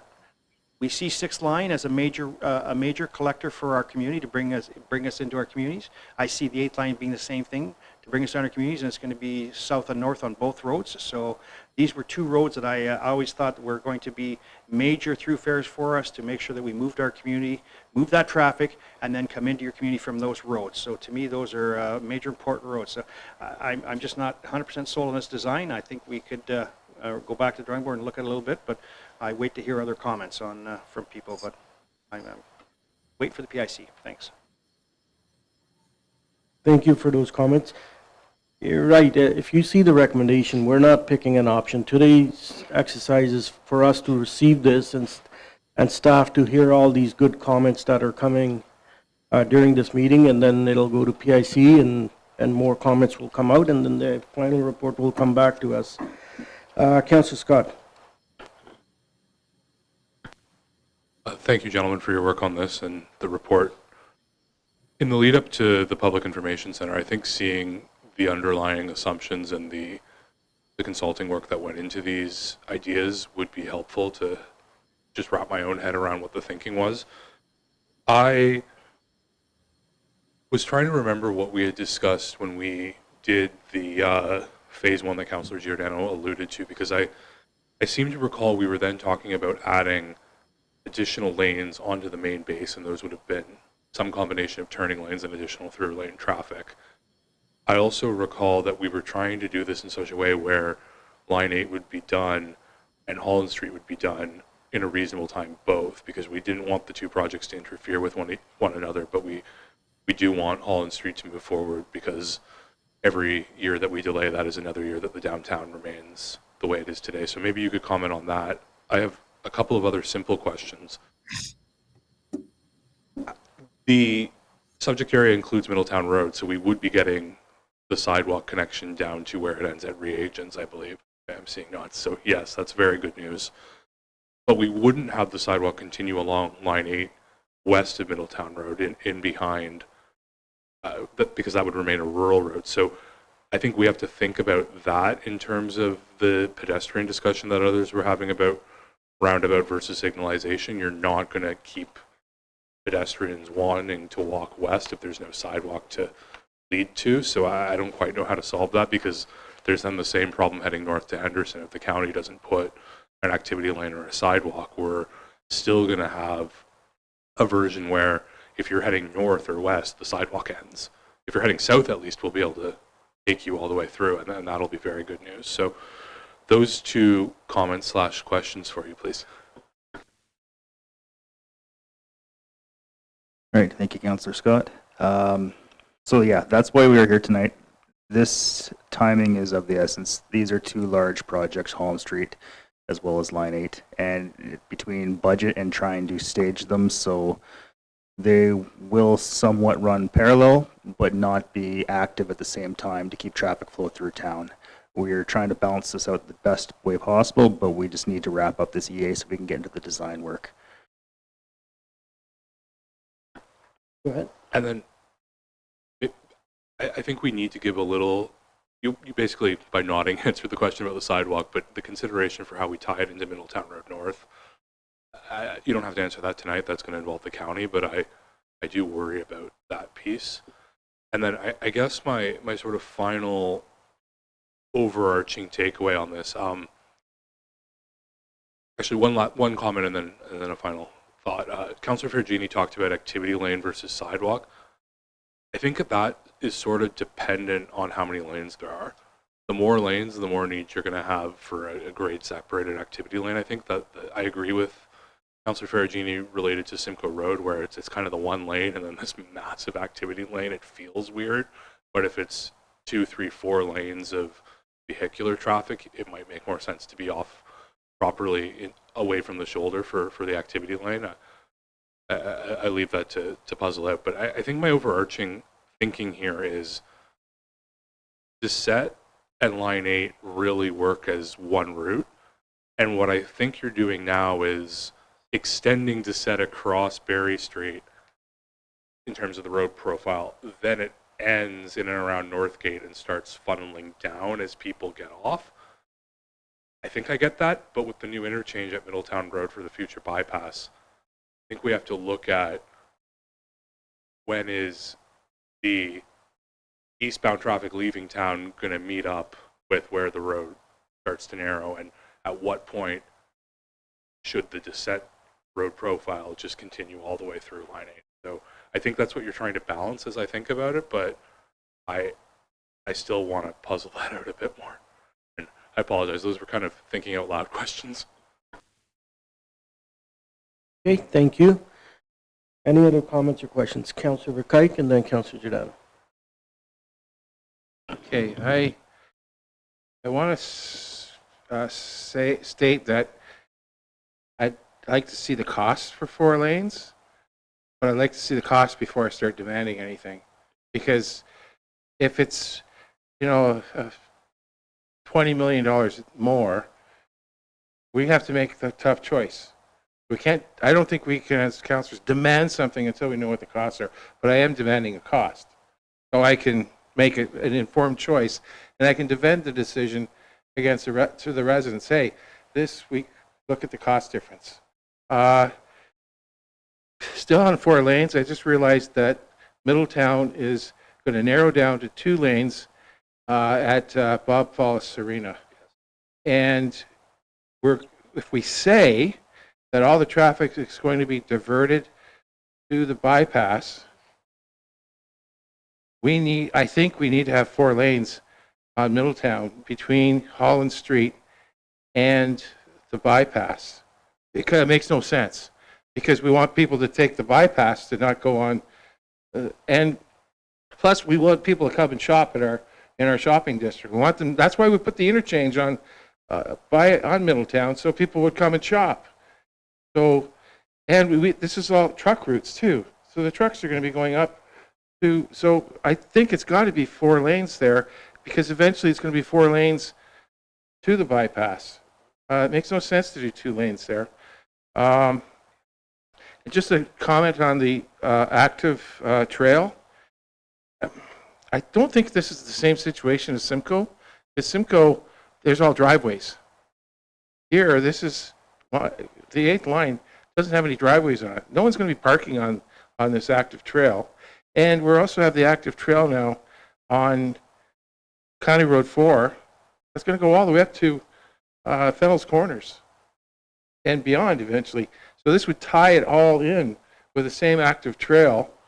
So just a comment on that. I'm not disagreeing with Peter on his comments, but. Okay, thank you for those comments, Councillor Giordano, and I'm going to cut this meeting off at 8:30 because the weather outside and we got to stick to the time. And I would leave this open as many as questions or comments you want, but we have 25 minutes, just to let my colleagues know. Because in the past we have said we gone past 8:30 and it's not good. And I'm going to respect the time of our staff and everyone here. Okay, Councillor Giordano. Yeah, thanks, Councillor Verkuyk, for your comments. This is the most we've ever been in sync. I feel like every comment I'm saying and you're saying, it's like, bang, great comments. I'm not going to repeat them, but yeah, I will say I'm also demanding for a pricing of the 4 options as well to go right across town. I want to know what it is before I make a decision on any of these, and I feel like we need to give direction to staff now to explore that. I don't want to wait until a PIC and everything else, and then we start going back and saying, well, what if? Let's get all the information so we can make an informed decision. And I 1,000% agree that Middletown, which is Tenside Road, from 8th down to Holland Street needs to be 4 lanes. The one comment I will say that's a little bit different is, yeah, I'm 100% against the 4-leaf clover at Tenside Road. I don't know who that's benefiting because we have the interchange right at the 400, and then we have it at Yonge Street. To have one right there, that's for people to get into Innisfil and to come through our town and go north. I don't see people using that to come south. They're going to come in down through Holland Street. So to me, that's going to not benefit a lot of people that we think it's going to benefit. I don't know who's benefiting, but I can speculate. What I would like to see is that bypass is going to take forever to get built, right? I want it done tomorrow. But in the meantime, 8th line it looks like it could be constructed well before the bypass is kind of in place. Can we put a temporary, or look at it costing for a temporary trail, or, even if it's just an asphalt, to connect as we do this activity or sidewalk or whatever? Because the biggest issue I hear about Henderson is that I can't get there unless I drive there. So while construction is taking place and while the counties, we're waiting for them to do their part and we're waiting for the province to do their part, do we have the ability to somehow pave a little area once we get this area done so we can connect and people can start accessing Henderson a lot easier without having to use vehicles? That's my only other ask coming out of this, is that, I'm sure it's not an expensive cost, even if it's a gravel path for the spring months or something. We need something that's a little bit easier for people to get to Henderson safely. Thank you, Councillor Giordano. I'm going to go to Councillor Harper last. I'm going to make comments because I haven't done so yet. I don't know if I would support a temporary walkway or sidewalk or trail to Henderson right now and put our municipality on liability without properly constructed for people to walk. As far as the design goes, I agree with some of the comments here. I personally like roundabouts. I worked out of Michigan for 14 months, and there's one that's in Michigan, in Detroit itself. When you get on highway, every exit has a roundabout before you get on highway. But then saying that, in my own house, there's 3 drivers, and I like roundabouts. The other 2 drivers hate it. So I'm hearing the comments from my colleagues that there's many people that don't like it. So that, That doesn't mean that they're the best. Some people like it, some don't. I feel that they keep the traffic moving. It would be in sync with, we have one on line 6 and Middleton Road, and then this will be next. It would keep the traffic moving. The other thing that I want to bring up to the committee's attention is that any more delays to this project is going to also cost us more money. Because if you look in the report, original 2013 price was 16.3 million. Then in 2020 it went to 29.1, and now we're looking at 32 million. And if we go to Middleton 4 lane, I think the scope of work and the EA is up to a certain point, and then it opens up the whole new thing that we have to do all the other stuff that would add years to it. So it might not be something that would be done before the bypass is done if we keep changing the goalpost. But anyway, those are good comments. Staff's going to take it back. Tonight we're just receiving this, and they're hearing your comments and questions, and they're writing it down. And it would be part of the report that comes back after the PIC to this committee or council, and they have to approve it. If something is not to their liking, this council's liking, it's not going to go ahead.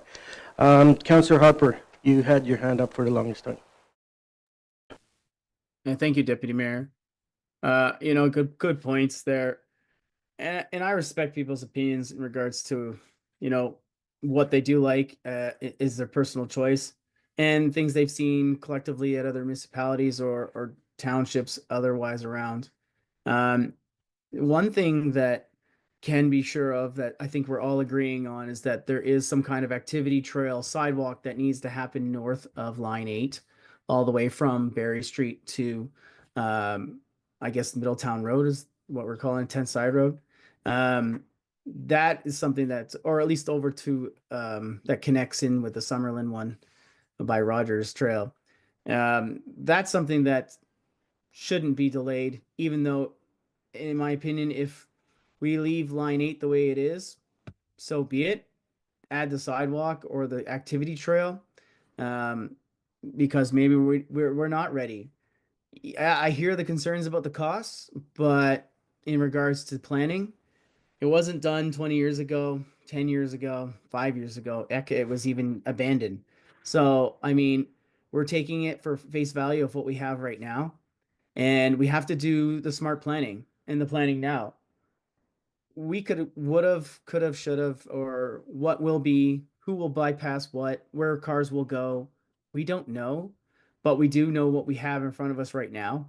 We do know what residents do want from that area. We're objectively speaking out based on our decisions or confirmations. I mean, you have 2 counselors that actually ran this ward, myself and Peter Ferragini, before the lines changed. So he has a great understanding, because this was a hot topic of conversation and debate for a number of years that he ran this area, and he knows. So I do take a lot of weight with what he says and share a lot of those concerns that he's brought forward, because they're the exact same things that I heard. They don't want the roundabout, and I hear that people want to keep the traffic flowing, but there's a lot of people that just do not obey it or run through it, or understand it. I think if the roundabout should have been in 10 years ago, 20 years ago, you know, maybe even almost 7 years ago, that would have been fine. But there's been a lot of built up, and there's going to still be some more built up. You know, I would be okay with just 3 lanes all the way from Barrie to line 8 with the interchanges or the turnoffs. But my question to Tony is that, are you going to go to the PIC now and promote this roundabout because it's your permanent choice or your guys' decision? Tony? All right, thanks, Councillor Harper. So the plan was this PIC was going to be the notification to the public on the final choice, so we can move forward. That was the initial intent. Well, there's no final choice here. So should I make a recommendation here, or should we just wait to have this go back to you for more information to bring back to council? because it's unclear as to what's going to happen here. And I would hate for us to go to the PIC when we haven't really decided on an actual clarification or final resolution or given you any direction. We've given you more things that we would like for more information. Okay, I'm going to pass it on to our CAO to comment on the next steps. Thanks, Deputy Mayor. I just wanted to point out that we're following a well-established process for undertaking environmental assessments for road projects like this. The consultant has arrived at a preferred alternative. That's what was presented to council. It's been our tradition to have these presentations to council ahead of the PIC so that you do get a heads up as to what's going to be displayed at that meeting. And that's what we would proceed with unless directed otherwise by council tonight. That does not mean that that is the ultimate and the final design that would come back to this group, but it is again part of the process to present those findings to the public, gather inputs. Perhaps we'll hear the exact same thing at that meeting that we are hearing from council. We would then share that feedback with council as our next step moving forward. So again, we're moving along an established path through the EA process and would present the same material that's been in front of committee tonight at the PIC. Okay, thank you for that clarification. I'm going to pass it on to Mayor Leduc because he does have some information about that trail or sidewalk north of 8 that might be helpful. Go ahead, Mayor Leduc. Yeah, I'm just going to comment that MTO is doing the overpass at the 10th Side Road.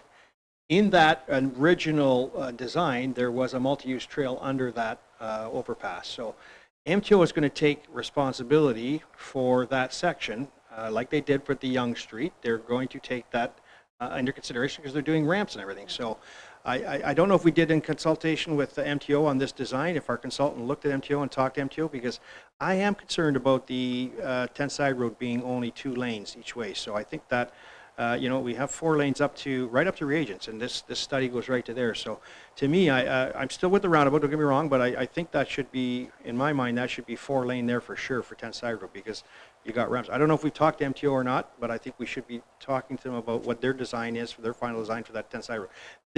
This bypass will be constructed by 2029, the western section, because they have to have the bridge. Dufferin has to be off 88 and done by 29 so that the final ramp can be done at 400. Today, the 2 tenders went out for the western section and the central section from MTO for the bypass. So it will be constructed by 2031. That's the completion date of this bypass. It will happen. This road, we're designing it based on that being here, but I still see some opportunity. And again, I look forward to the PIC because, yes, when it comes back to council, I'm sure we're going to have some ideas that we want to change here. I understand what the consultant did. He's brought us a design that is not taking property. It's 32 million at this point in time. This construction cost for 24.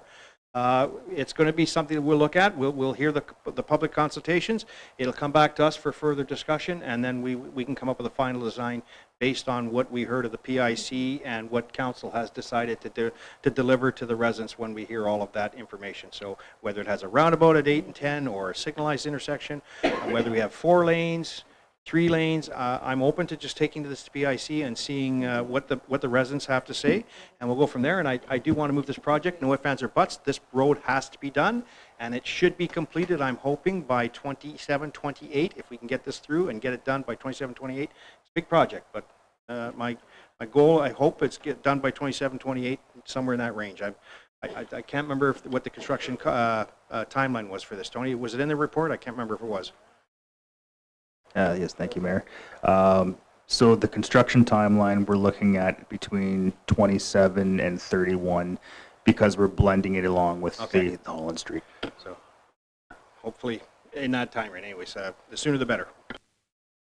Okay. Councilor Daikey. And Great then I'm information. gonna, after your comments, I'm Okay. gonna put the recommendation Oh, on the sorry. floor. Great information from our mayor on the dates. I think that's so important. Tony, just a clarification of the dates. Can we just get a clarification for you? You said 27, 28, approximately on the 8th line. My concern is Holland Street, doing the 8th line, and then when we're going to start Holland Street, because these are two monster projects in our municipality and affects traffic tremendously and so many aspects of residents. And I just want to just understand some timelines for the public, since this is before council. Yes, thank you, Councillor Dykey. So they are two large-scale projects. We plan on coming to you in the near future about the Holland Street Corridor project, when we're going to start it. Our plan is to essentially break the Line 8, once we get the detailed design done and awarded. We're looking at probably going an approach of two separate phases. So we would do a smaller phase to start moving some traffic, and then shut that project down, focus on Holland Street Corridor, and then once that's complete or nearing completion, then we can start the utility relocations on the Line 8 and then finish that project. Okay, we had lots of good discussion. Sorry, I just have point of order, please. Go ahead. Thank you, Deputy Chief. I had put it in the comments there, but I know it's a little bit tough to get direction there from the comments. I was being respectful, waiting after everyone spoke. I'd like to put a recommendation based on the CAO's information that was provided to us that the PIC show alternate 2.6, 2.7 and leave the roundabout off in regards to that. I don't want that to be swayed, and I'd like that to be voted on as part of direction for Tony and his staff there to present to the PIC. So I think what we should do is we have the original recommendation put on the floor, then you can move your amendment, and we vote on the amendment and go from there. Is that the right process, Madam Clerk? Okay. Thank you, Deputy Mayor. So your comments about timeline. So is the idea that your early works on Holland Street could start as early as this year? The Line 8 project in a similar way would then, like, just walk me through, because 27 to 29 for Line 8, that's 2 years in the future. I get that for Line 8, but I remember you talking about how they almost could stack together starting this year. So would you mind just walking us through year by year? So it's still fairly high level discussions we're having on this, because we still need to go to council with the Holland Street project, but there's multiple stages to these. One of the big ones is Line 8, we still don't have detailed design, so we're way behind right now on that. We still have to finish our EA as well. But Holland Street is, the detailed design is complete. So that one is, it's further ahead. We can start commencing the utility relocations first, and then once those are done, we can kind of see where we're at with the Line 8. And at that point, we do have a plan to try and focus detailed design on the first phase components, so then we can start the utility relocations. At the same time, we're trying to run these things as parallel as possible without overlap. There could be potential overlap of one phase being a construction and the other one doing some utility relocations, but it shouldn't be massive shutdowns that are crippling the town. And the reason I asked that, follow up on Councillor Dykey's question, is because we don't want to lose time on either project, right? So if in the perfect world where we can stack these projects starting this construction season with the utility and underground work on Holland Street that I know needs to be done as preliminary work, that gives us the next 4 years, which takes us midway through next term to get both projects done. I mean, likely Holland Street would be finished first in that 4 to 5 year timeline, and Line 8 would be happening iteratively in and around behind it. But I think the original operating principle that we had behind doing what we did on Line 8 this summer is we wanted to do both as quickly as possible. So thank you for clarifying. Okay, I'm gonna read the recommendation that the Strategic Initiatives Committee received the presentation titled Line 8 Class EA from Berry Street to Side Road 10 and Side Road 10 to Regions Industrial Parkway for information. Moved by Councillor Dyke, second by Councillor Dehaney. Okay, you had an amendment, Councillor Harper. If you want, you can put your amendment now before I call on this vote. My amendment would be to have, instead of the roundabout at line 8 and Berry Street, input sub 2.6, 2.7 as the recommendation for this area. Did you get the wording for it, Madam Clerk? And that's addressing Professor Day, line 8 to Berry Street.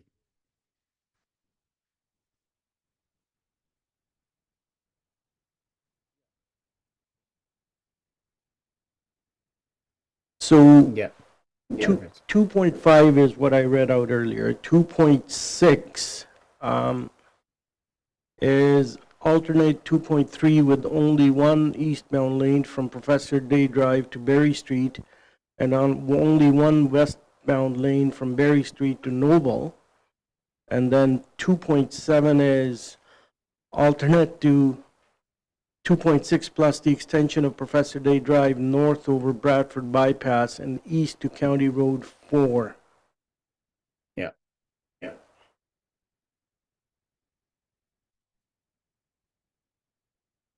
So this 2.7 is not even touching line 8. No.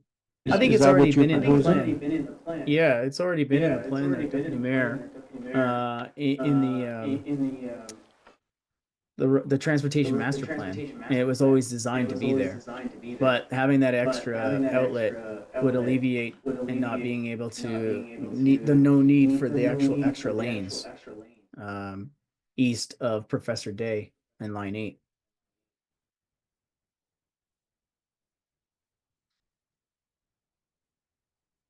Okay, we have the recommendation up on the board. Do I have a seconder for that?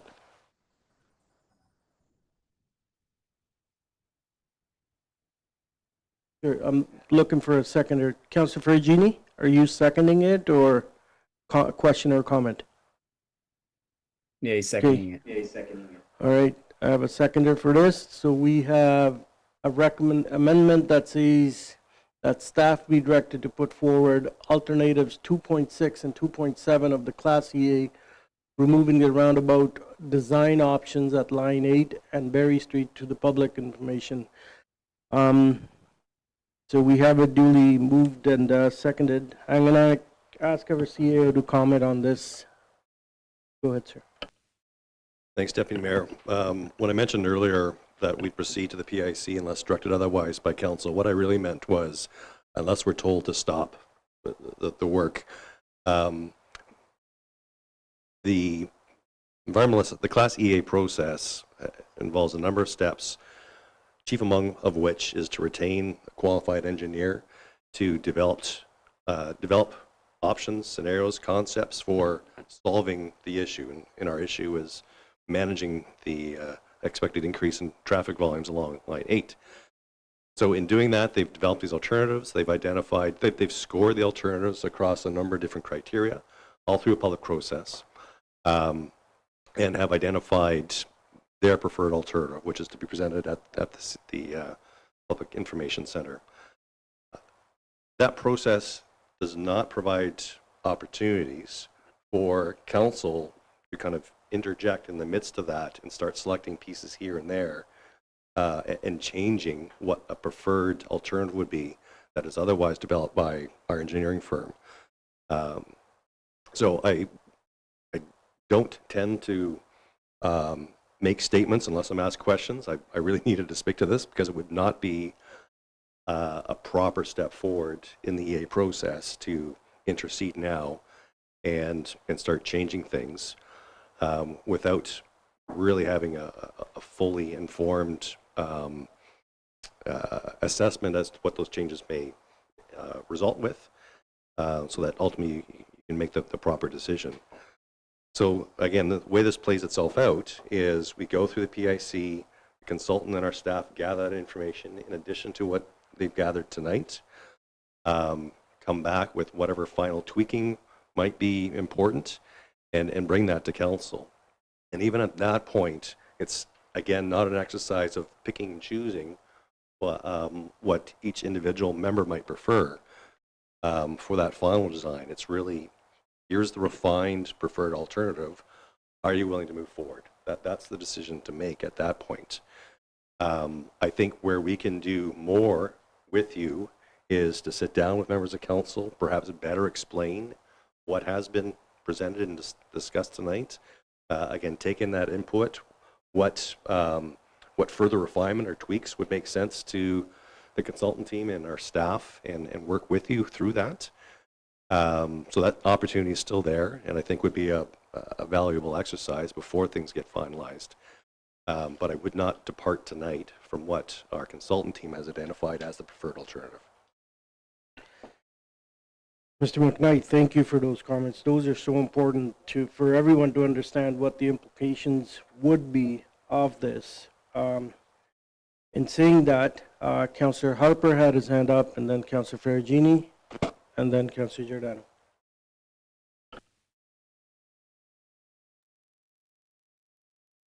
Thanks, Deputy Mayor. To our CAO, thank you very much for your comments. I'm willing to have in conjunction with it, but like you said, it talks about having a shared benefit to hearing what the public information is. And if we only show them one aspect of that when directly already know, and it's shared with multiple other data that I've actually compiled and the work that I've done over the last few years, talking to the residents, yeah, you can be upset. I don't care. Like, I've done the work talking to the residents. Like, that's fine by me, but I'm trying to help the process out here as well and not be swayed by judgment, but by allowing them to actually have the amount of decisions and showing the options. I would be willing to change this and say that it can show it along with the 2.5, but I'd love for them to actually not just have just the one option shown. And I understand the process, but I have to interject in regards to stepping up for the residents and their demands and their needs. Okay, thank you. Councillor Ferragini. Thank you. Jeff, just based on the way that you explained it there, it's kind of frustrating because can you explain to me what's the point of the public information session then? Because if you're telling us that the preferred alternative is 2.5 and it's going to come down to it either goes this way or it doesn't happen at all, what's the point of having the public information session? Like, what are the tweaks that you're talking about? Because it's frustrating hearing that this is the one that's being put forward. You either like it and we can make a few small tweaks. I'd like to know what those are, or it just doesn't happen at all.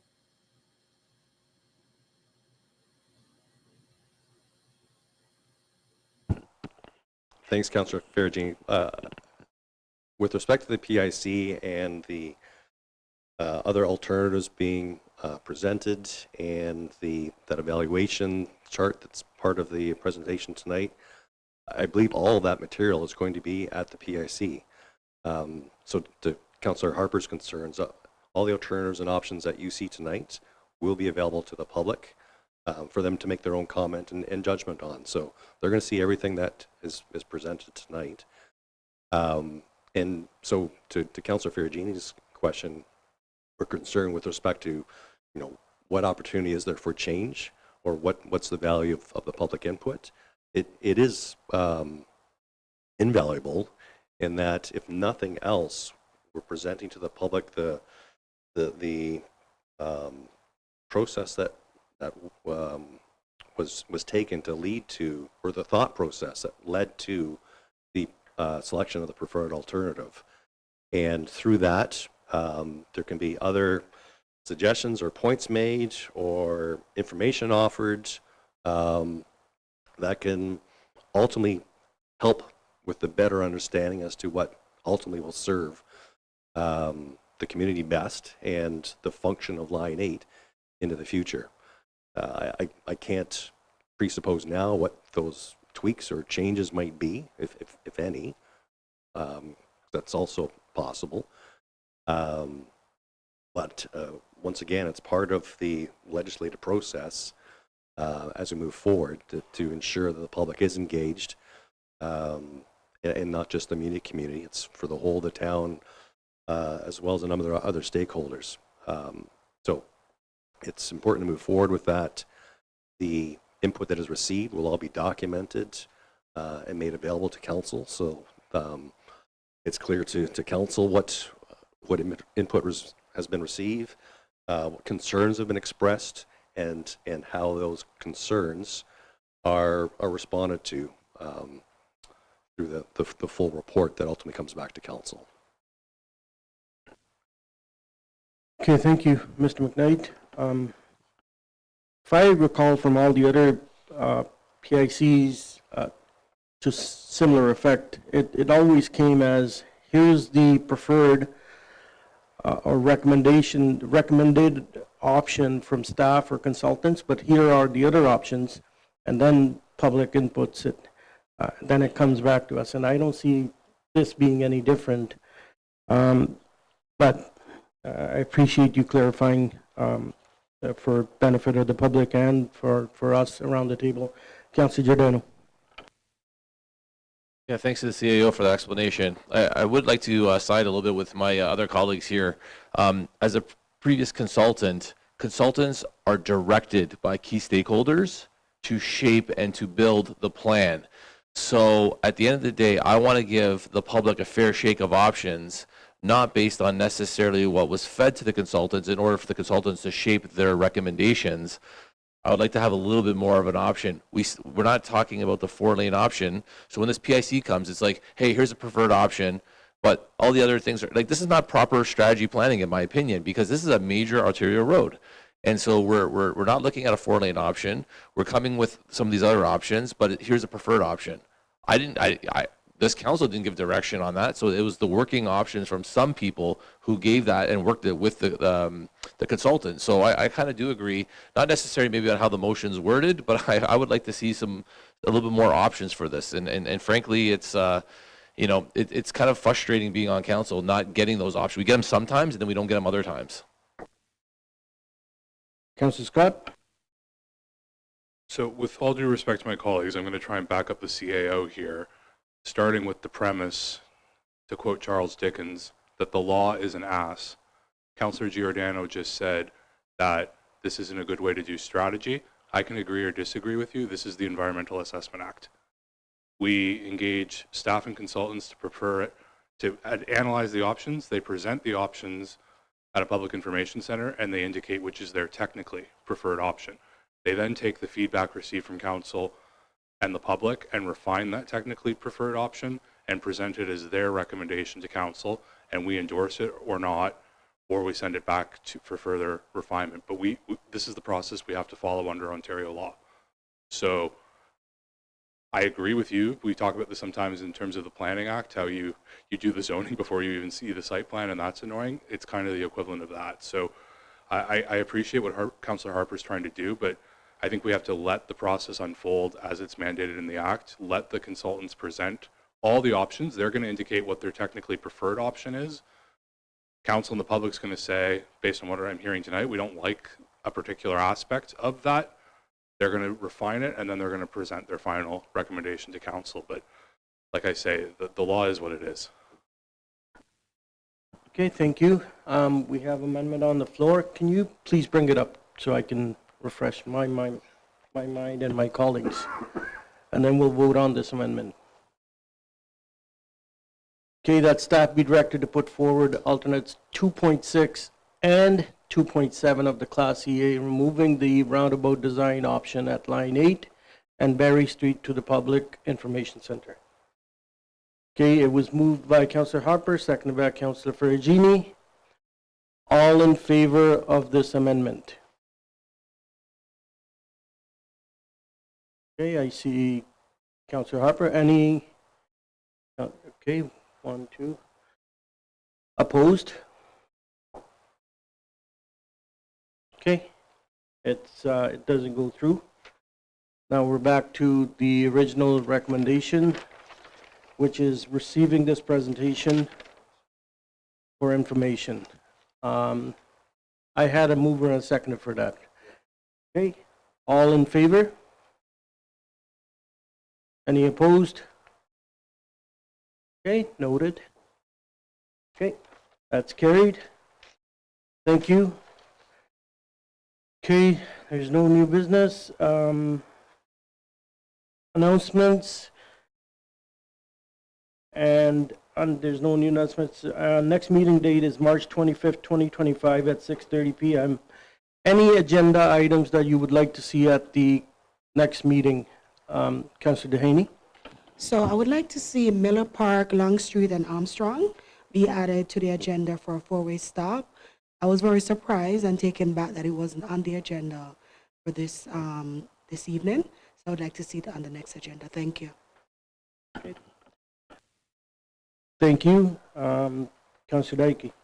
I too would like to add to the agenda for March 25th.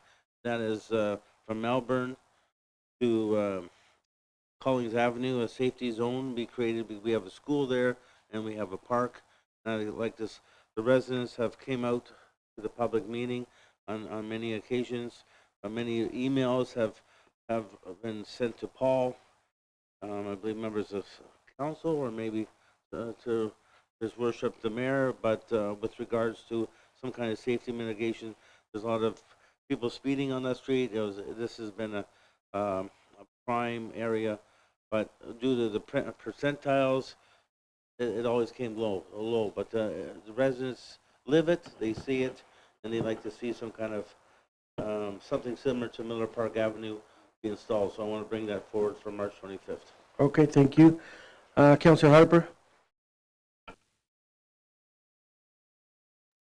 Thanks, Deputy Mayor. I know I put this forward before in regards to Breeze and Noble Drive and consideration for a three-way stop there.